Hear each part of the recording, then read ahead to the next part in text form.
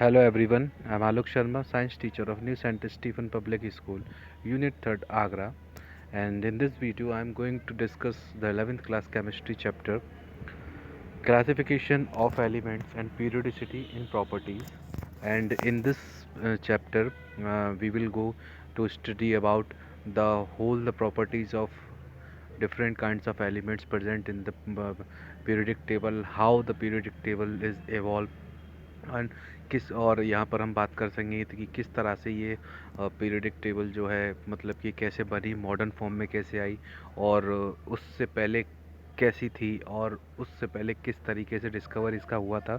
तो हमने जैसे टेंथ में ये पढ़ा हुआ था कि सबसे पहले डोमिनियर ट्रेड आया था, डोमिनियर ट्रेड के बाद न्यूलैंड लॉ ऑफ ऑक्टेव्स थे, उसके बाद में फिर ये मेंडली पीरियडिक टेबल थी, देन मॉडर्न थी। उस अब इस चैप्टर में हम वही चीज़ डिस्कस करेंगे कि कैसे हिस्टोरिकल डेवलपमेंट हुआ पीरियोडिक टेबल का, मेंडेलिक पीरियोडिक लॉ क्या है, पीरियोडिक टेबल के कैरेक्टरिस्टिक्स, सिग्निफिकेंस, डिफेक्ट्स क्या हैं, atomic number and modern periodic law क्या है, और पीरियोडिसिटी का कॉज क्या है। देन उसके बाद में जो प्रेजेंट फॉर्म में जो लॉन्ग फॉर्म चल रही है पीरियोडिक टेबल की, जिसको हम मॉडर्न पीरियोडिक टेबल भी बोलते हैं, उसकी कैरेक्टरिस्टिक्स क्या हैं। देन उसके बाद हम आएंगे IUPAC नॉमेनक्लेचर क्या है, किस तरीके से करते हैं, मतलब कि 100 से ज़्यादा एलिमेंट्स जब हो जाते हैं, यानी कि ऐसे एलिमेंट जिनका एटॉमिक नंबर 100 से ज़्यादा है, उनको हम कैसे नंबरिंग करेंगे और उनकी कैसे नेमिंग करेंगे। देन क्लासिफिकेशन, प्रॉपर्टीज़ क्या है डिफरेंट ब्लॉक्स की, SPD and F blocks elements की। तो यही डिस्कस करेंगे हम इसके पहले पोर्शन में। देन इसका जो नेक्स्ट पोर्शन है उसमें हम थोड़ा सा एडवांस स्टडी करेंगे इनके एटम, जैसे कि एटॉमिक रेडियस।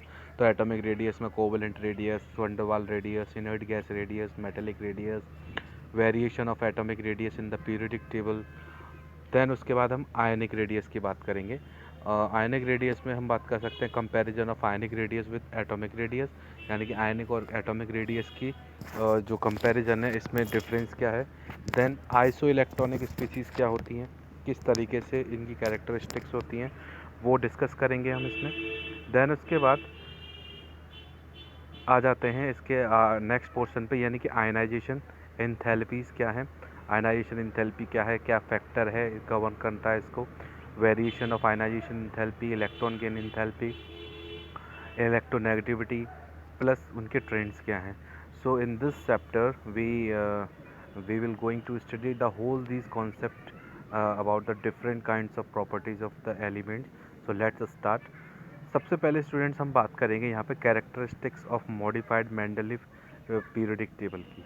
अगर हम बात करें तो मेंडल ने जो पीरियोडिक टेबल दी थी उसमें उन्होंने अपने 9 वर्टिकल कॉलम जिसको ग्रुप्स बोला था, और 7 हॉरिजॉन्टल रोज जिसको पीरियड्स बोला था। यानी कि Mendeleev original periodic table was publish in the German journal in 1872। With the passage of time, more elements were discovered. Some of these filled the vacant space left out by the Mendeleev, while to accommodate other, the original periodic table was modified from time to time. जैसे कि यानी कि जब मेंडलिक periodic table जब arise हुई तो 1872 में publish हुई एक जर्मन जनरल के अंदर। उसके बाद उसके अंदर कुछ मतलब कि स्पेसिस को छोड़ दिया गया ताकि आगे जो एलिमेंट डिस्कवर होंगे वो उसको एकोमोडेट कर सकें, उनकी पोजीशंस को ले सकें। जैसे नोबल गैसेस हैं, यानी कि were not known at the time of the Mendeley periodic table, यानी नोबल गैसेस उस समय मेंडली पीरियोडिक टेबल के बनने तक डिस्कवर नहीं हुई थी। तो क्या हुआ था कि when these gases were discovered around the year 1900, a new group called zero group was added.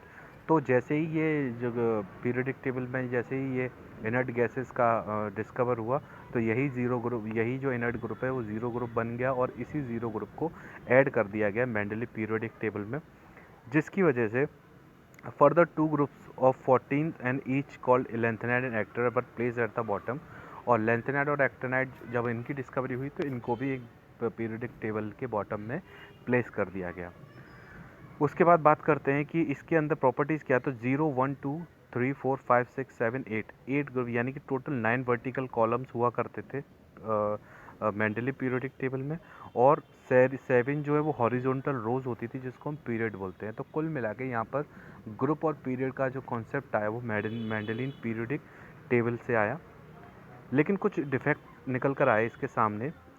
तो जो डिफेक्ट निकल कर इसके सामने जो आए वो निकल कर आए कि position of isotopes are atoms of the same element having different atomic weight, therefore according to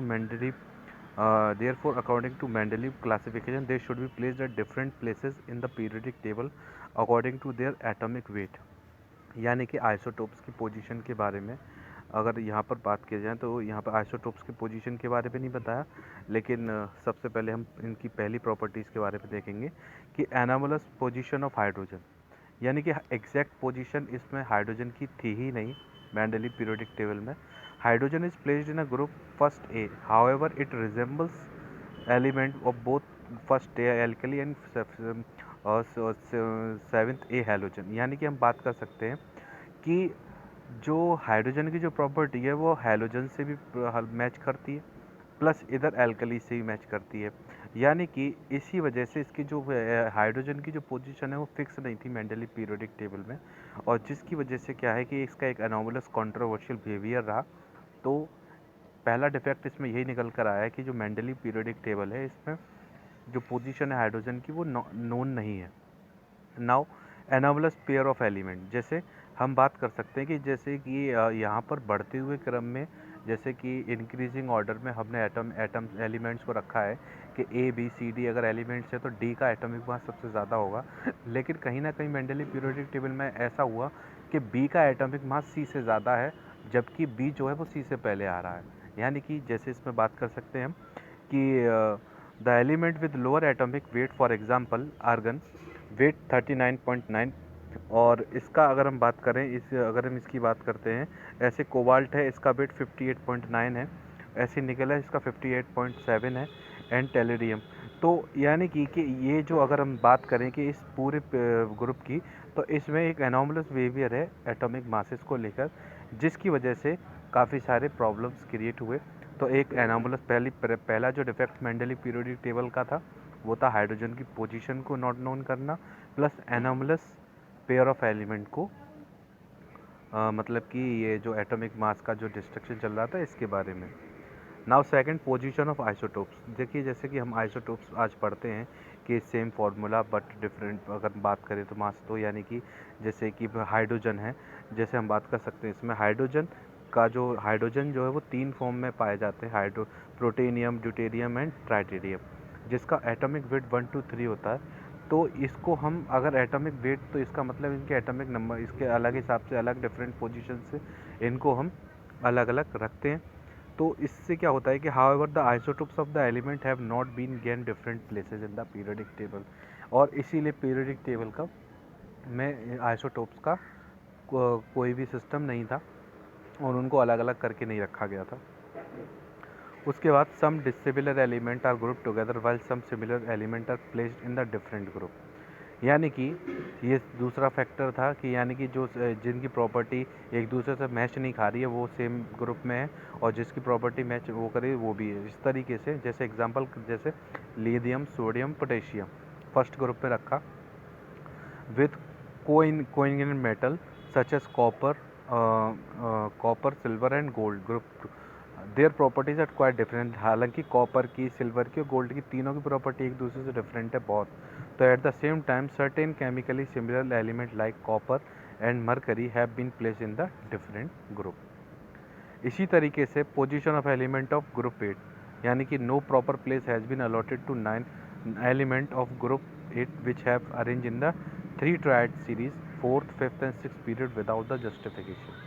यानी ग्रुप 8 को इन्होंने एग्जैक्ट पोजीशन के बारे में नहीं बताया, प्लस जो ऐसे एलिमेंट जो रेडियो एक्टिव हैं या जो लैंथेनाइड हैं या जो एक्टिनाइड्स हैं वो कैसे प्रॉपर्टी शो करेंगे, वो किस उसमें होंगे, उसकी भी पोजीशन को यहाँ पर नोटिफाई नहीं किया गया। तो student, these are some defects of Mendeleev periodic table, जिसकी वजह से दूसरी जो present long form periodic table आई, जिसको हम बोर पीरियोडिक टेबल भी बोलते हैं, यानी कि बेस्ड अपॉन द, ये पूरी ही इसका जो पूरा जो जिसको बोल सकते हैं कि डायग्रामेटिकली सिस्टमेटिक डायग्राम, या जो पूरा वो मॉडर्न से ही लिया गया है, मेंडलीव से लिया गया है लेकिन इसको थोड़ा सा मॉडिफाइड किया गया है, जिसकी वजह से यहाँ पर बोर, इसको हम बोर मॉडर्न पीरियडिक टेबल भी बोलते हैं।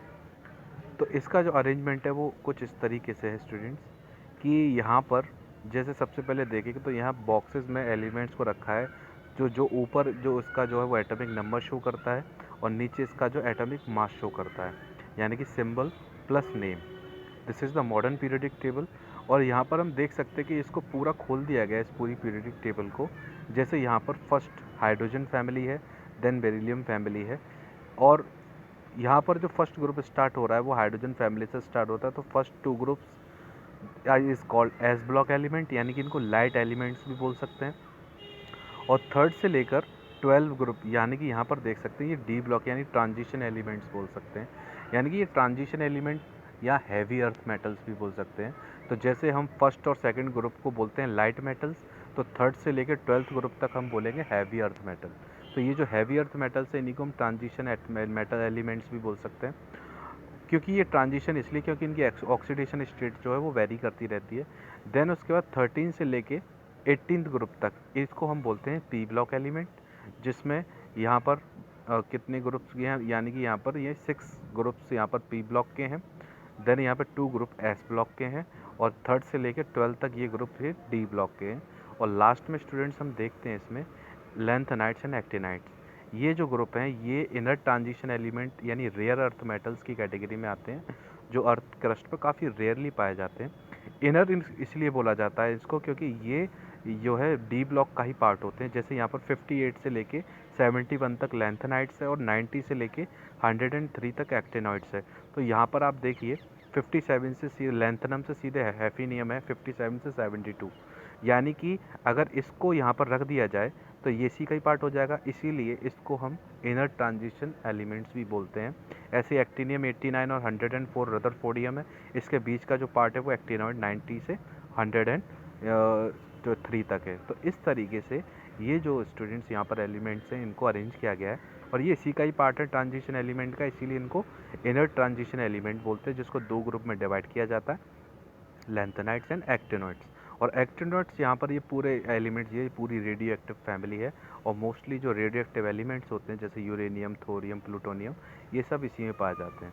So this is the present long form of the modern periodic table, which contain light metals as well as non-metals, as well as transition metals, heavy earth metals, radioactive metals also, which has been divided into the four different blocks called S block, P block, D block and F block।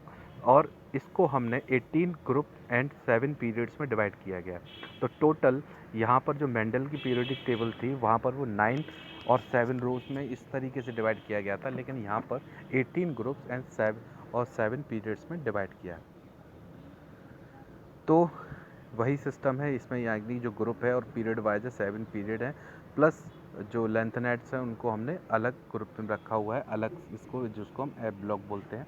तो horizontal अगर हम बात करते हैं vertical column की बात करेंगे तो ग्रुप्स बोलते हैं, और जब हॉरिजॉन्टल की बात करते हैं तो हम बोलते हैं रो। तो यानी कि जो लॉन्ग फॉर्म है, प्रेजेंट फॉर्म लॉन्ग फॉर्म है पीरियोडिक टेबल का, वो यहाँ पर ग्रुप और पीरियड में डिवाइड किया है, और जो भी जितना भी डिटेल था वो मैं आपको डिस्कस कर चुका हूँ। देन अब हम बात करते हैं IUPAC नॉमेनक्लेचर ऐसे एलिमेंट्स का जिसका एटॉमिक नंबर 100 से ज़्यादा है। जैसे हम बात करते हैं कि जैसे जैसे हमने लास्ट स्ट्रक्चर ऑफ एटम वाले चैप्टर में देखा था स्टूडेंट्स की किस तरीके से हम एलिमेंट्स को कैटेगराइज कर सकते हैं, कन्फिगराइज कर सकते हैं। जैसे मैंने बताया था कि अबाउ प्रिंसिपल और हुंस रूल के अकॉर्डिंग हम उनके एटम्स के एलिमेंट्स इलेक्ट्रॉन्स को सब सेल्स और सब सेल्स पे रख सकते हैं। तो इसी तरीके से यहाँ पर भी ऐसे एलिमेंट्स जिनका 100 से ज़्यादा एटॉमिक नंबर है उनको हम कैसे उनका जो नॉमेनक्लेचर है वो कैसे करेंगे।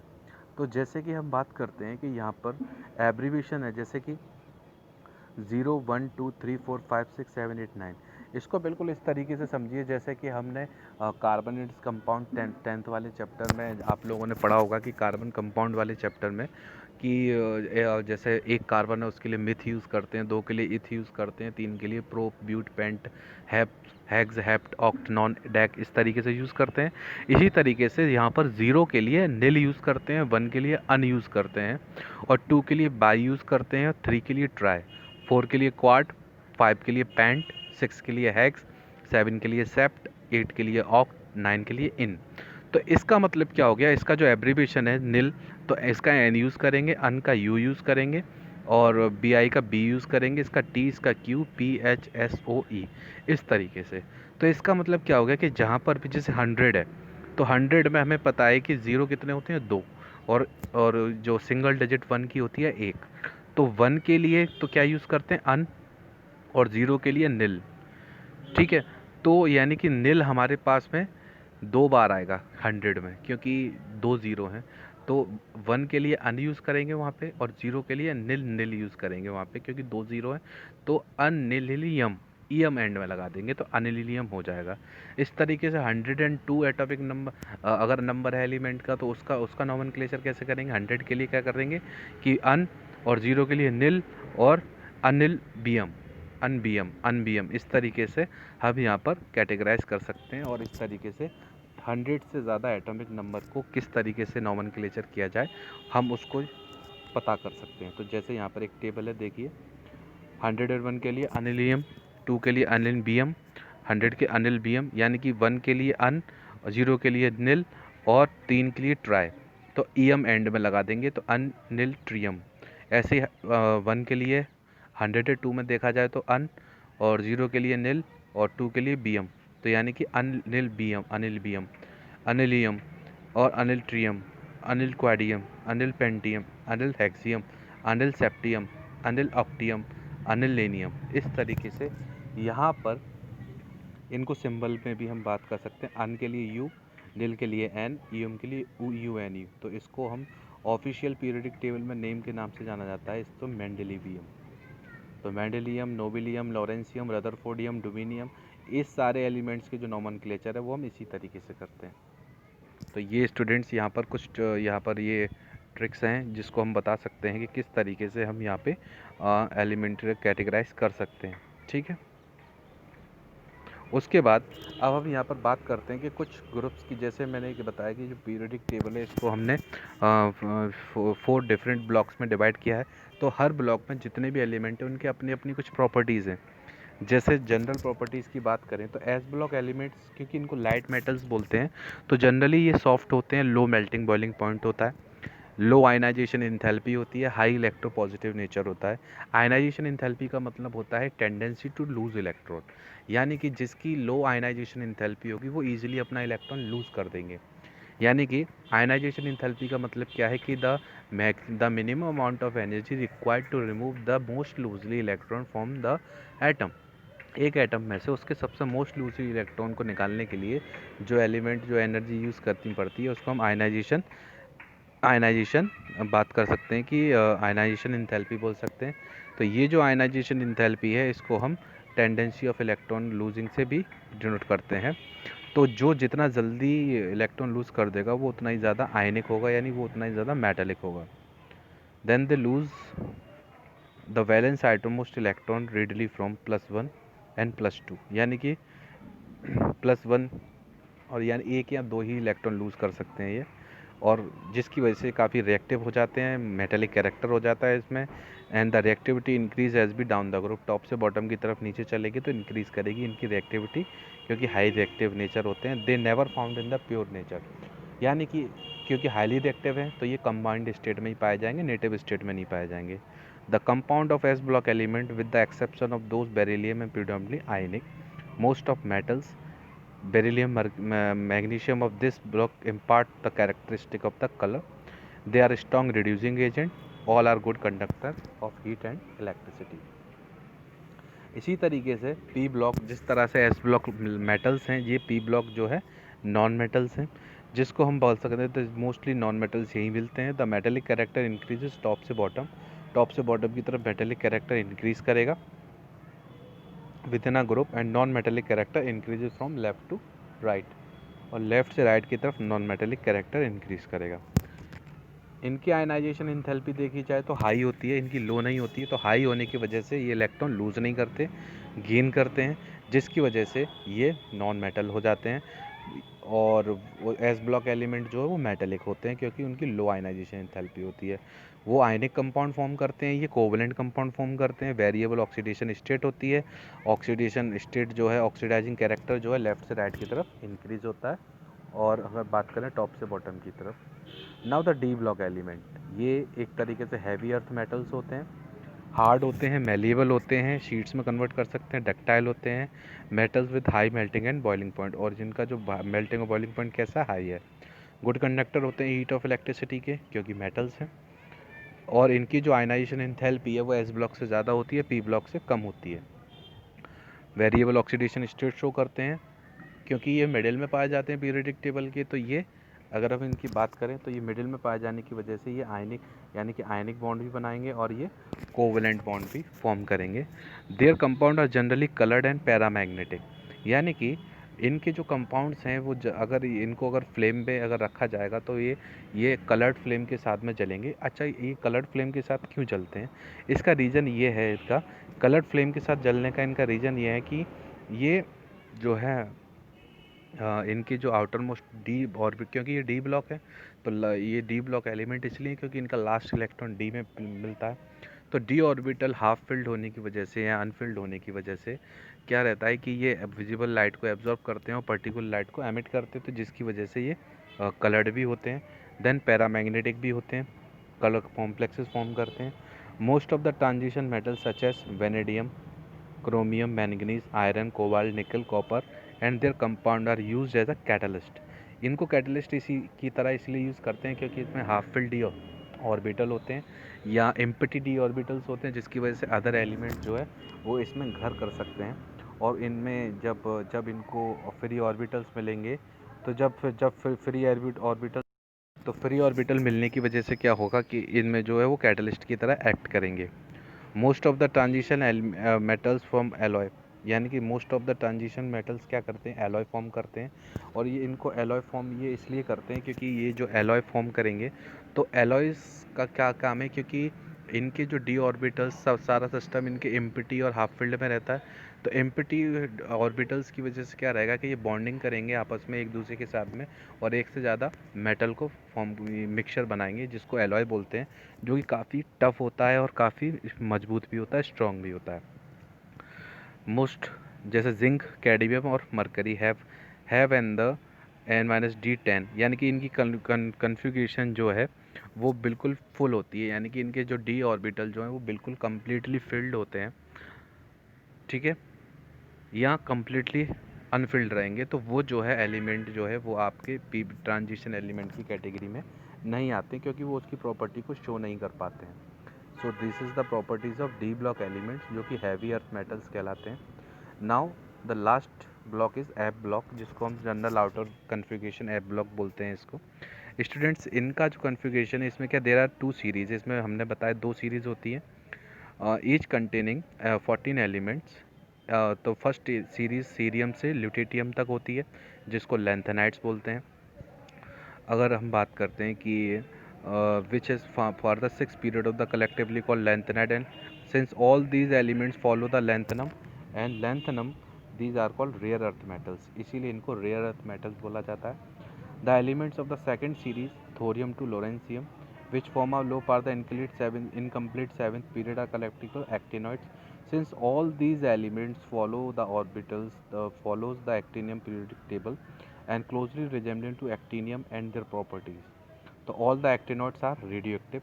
इसमें जितने भी जो लैंथेनाइड्स और एक्टिनाइड जो एफ ब्लॉक एलिमेंट में सीरीज है, इसमें से जो लैंथेनाइड्स हैं वो रेडियो एक्टिव नहीं है, लेकिन एक्टिनॉइड्स जो हैं वो सारे ही रेडियो एक्टिव हैं, क्योंकि उनका जो न्यूक्लियस है वो हाईली अनस्टेबल है। और हाईली अनस्टेबल होने की वजह से क्या होता है कि जो थ्योरियम है, प्रोटोक्टियम है और ये यूरेनियम है, ये सारे एलिमेंट जो हैं रेडियो एक्टिव नेचर शो करते हैं, और ये अपने अंदर से alpha beta gamma radiation release करते हैं। to have the prepared artificial through the nuclear reaction. These level elements are called transuranic और trans-uranium element, since they follow uranium in the, क्योंकि ये यूरेनियम की प्रॉपर्टीज़ को फॉलो करते हैं इसीलिए इनको ट्रांस यूरेनिक या ट्रांस यूरेनियम एलिमेंट भी बोला जाता है, क्योंकि यूरेनियम भी इसी ग्रुप का पार्ट है। और इसका ग्रुप का पार्ट होने की वजह से क्या होता है कि ये जो है रेडियो एक्टिव नेचर शो करते हैं। तो जनरल कैरेक्टरिस्टिक्स जब इनकी आ जाएंगी तो इसमें मोस्टली क्या है कि इनकी जो ऑक्सीडाइजिंग स्टेट है वो हाईली वेरिएबल होगी, कैरेक्टरिस्टिक भी हाईली वेरिएबल होगा, मेल्टिंग बॉइलिंग पॉइंट भी वेरिएबल होगा, क्योंकि इनकी जो एग्जैक्ट केमिस्ट्री है वो अभी तक अननोन है। तो इसका जो फिनोमिना है वो एनोमलस ही रहता है, जिसकी वजह से अभी हमने इसको पूरा डिटेल स्टडी नहीं कर पाया है एफ ब्लॉक एलिमेंट्स को। So students, this is all about the properties of S block, P block, D block elements, and the characteristics of these groups, and the nomenclature of the element which have greater than 100 atomic number, and defects of Mendeleev periodic table, and what is the basic features of the modern periodic table, like Bohr's modern periodic table, and what is the advantage of this period. So students, this is all about the first part of your third chapter of chemistry 11th class. So enjoy it. Thank you.